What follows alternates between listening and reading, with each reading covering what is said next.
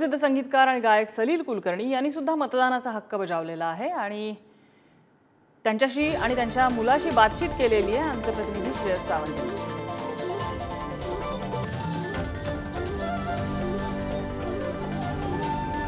आज खऱ्या अर्थानं आनंद मिळाला असेल, तुम्ही वर्षानुवर्ष वोट करत असाल, पण त्याचा हा पहिला आहे, काय सांगाल?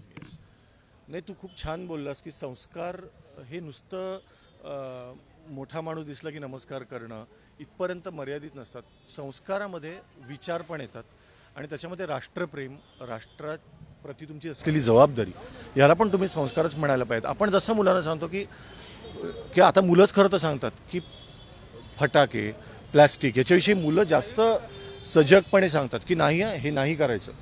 घरी एक तुम्ही जर वेफर्स खाल्ले तर घरी घेऊन जायचं, हे मुलं आता आईवडिलांना सांगतात।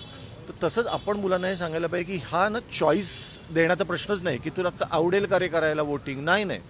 तुला लहानपणी आम्ही विचारलं का की तुला पोलिओ वॅक्सिन देऊ का, नाही ना, द्यायचंच असतं। तसंच वोटिंग करायचंच असतं, तो च आहे। एकदा काय झालं म्हटलं, हा डायलॉग होता की च महत्त्वाचं आहे, करायलाच पाहिजे।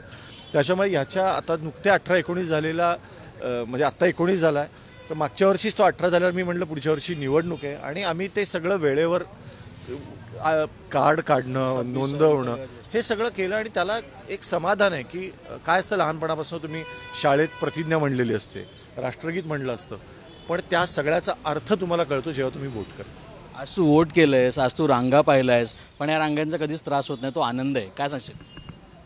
एकतर मी खूप वर्षांपासून घरातल्या सगळ्यांनाच वोट करताना बघतोय आणि मला फार लहानपणापासून वाटायचं की काय गव्हर्नमेंटचं काम कुठलं, की वोटिंग म्हणजे फार एक सिरियस वातावरण, सिरियस विषय असेल।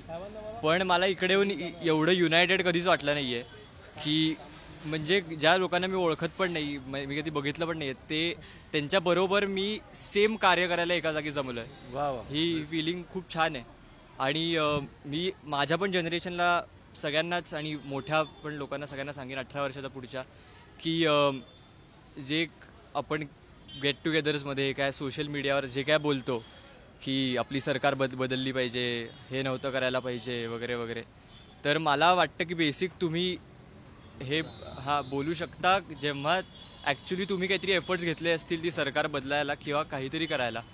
त्यामुळे मला असं वाटतं की ती तुमची बेसिक जबाबदारी आहे, जेवढं तुम्ही करू शकता ते तुम्ही नक्की केलं पाहिजे। त्यामुळे आणि काय बेसिक एक बटन दाबायचं असतं, त्यामुळे प्लीज इकडे येऊन वोट करा। ओंकारसोबत श्रेयस, पुढारी न्यूज, पुणे।